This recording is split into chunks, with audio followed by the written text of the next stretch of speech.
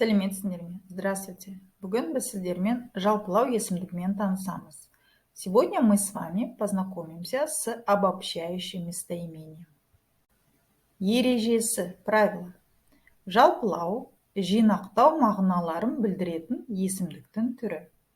Это вид местоимения, обозначающий обобщение, группирование или подытоживание. Жиі қолданатын түрлері. Часто используемые виды.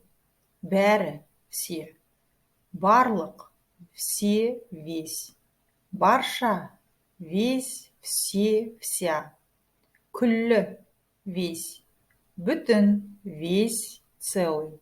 Түгел, весь или целиком. Жалпы, в целом, в общем.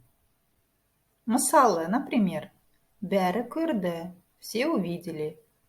Барша халайық, весь народ. Түгел айту, сказать все.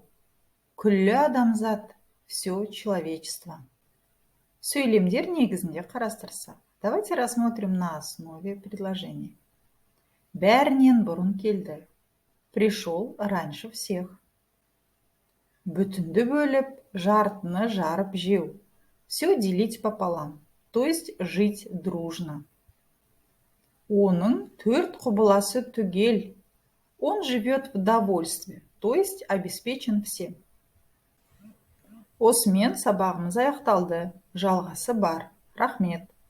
На этом наш урок завершен. Продолжение следует. Спасибо.